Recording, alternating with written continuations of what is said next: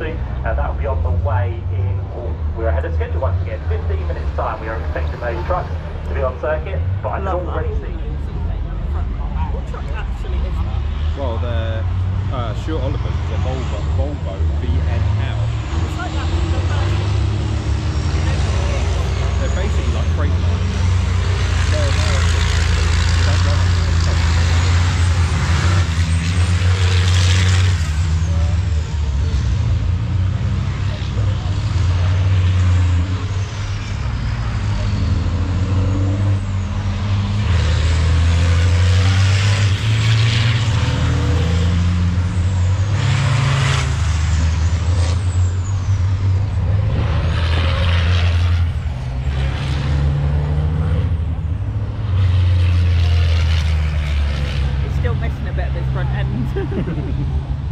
Formation lap gets underway.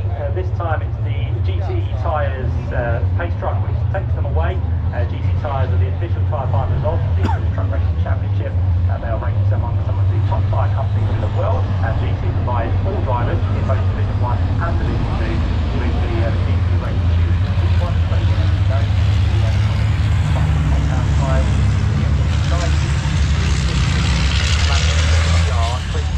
you know your tyres and what you put on your own car, and you know those tyres. ERC for 2024, second race of the day, and the lights go out, and there's a bit of contact between Ryan Smith and David Jenkins on the run across the line. So David Jenkins trying to barge his way into the side of Ryan Smith rather than past him, but they're going to do the same towards Paddington Bend. They're side by side right now.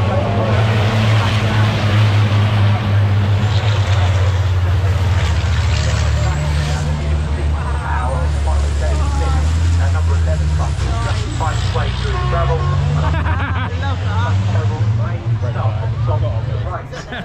Has to be done right at the start, doesn't it?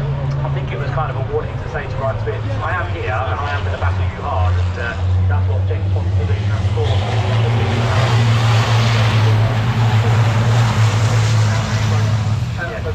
They both know what they're doing, don't they? They've been around this game for many, many years, and we have the wave yellow from line. And unlike Formula 1, you can close the gap, so they'll close all up together, one by one by one. The VSC will limit them to 60 kilometres an hour, I think it is, around the circuit. The VST really, shouldn't it? It should have. Good one, but they didn't think of that, did they? It should be really. So it lowers the speed, it reduces all the trucks in terms of how quick they're going, it brings them together, and it allows the recovery to be done in the safe manner rather than having a red flag in place. It's working well because Tom O'Rourke's already reversed his truck out of the gravel trap. So with everyone slowing down, he's been allowed the safe space to get out of the gravel trap. Whether he continues or parks it up at least down halfway, he is. Brilliant job. Very proud of that.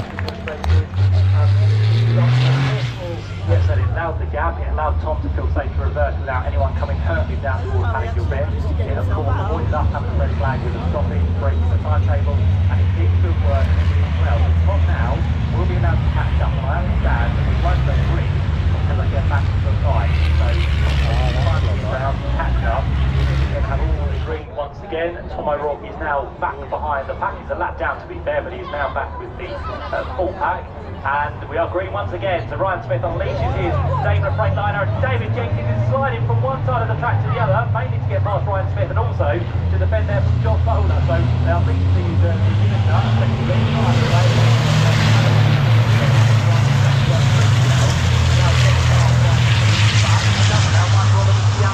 Of the man in third place, which is John Bowler. He's going to have to go the hard, long way round, which might just work for the number 12 machine. He's out on the grass, he's down the inside line, and Michael Oliver should just about be into third place on the exit of Bramhill Bend. It's going to be close, they're still side by side, and John Bowler's fighting for his life. That was a bit of a moment for John Bowler, wasn't it, on the restart? It was, goodness me, ridiculous. And across the line go the top two. The Jenks is looking really racy this weekend. They go into Paddington Bend, and he brings down the gap between himself and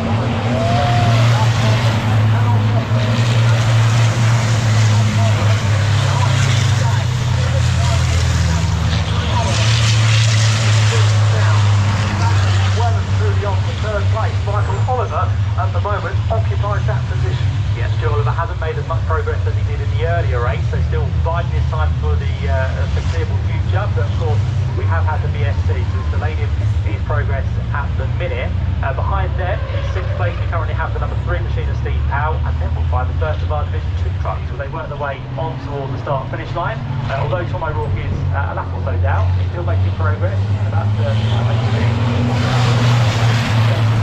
work their way down.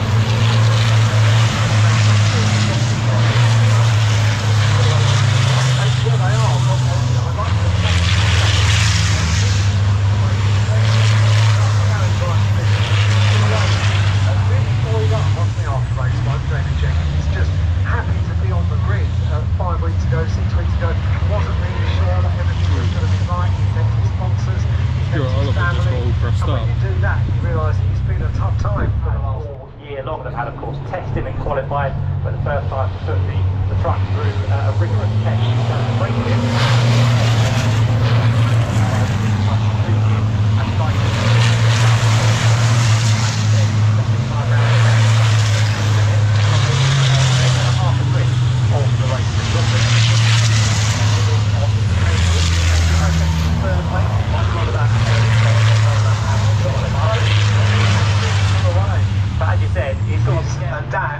Son and one truck in between.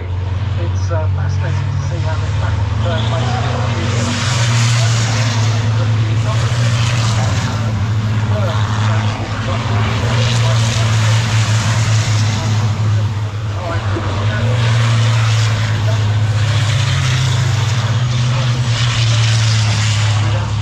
Incredibly good.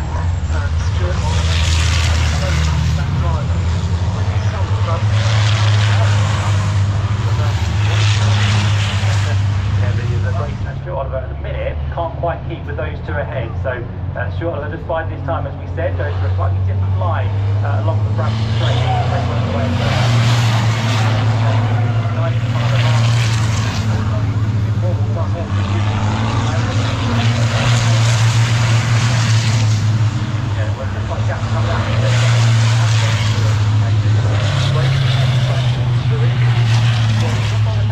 line there, slightly wider line, which all most designed to do side, but then dropping the other end up. So, right in the stretch.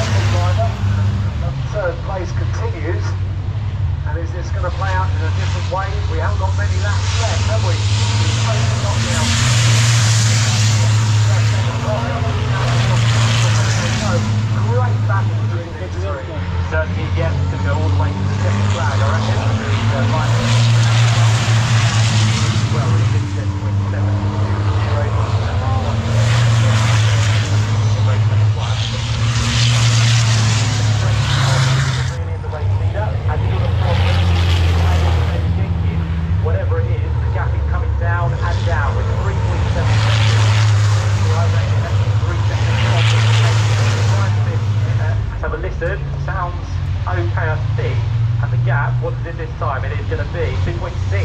So 1.1 seconds taken out by Daisy.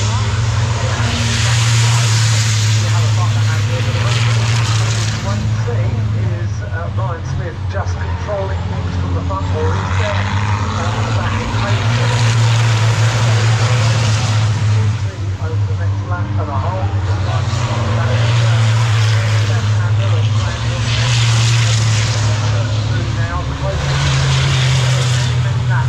got this battle, and I would say the gap has been further away than it has been for many laps between Michael Oliver in third place and John Mola. It's not a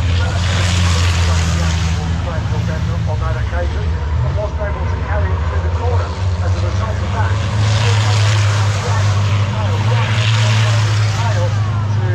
Stuart will force the issue, but if the gap appears, he'll be the first man to jump through it and try and take that place away. Fourth place. Second track action of the day for the British Truck Racing Championship.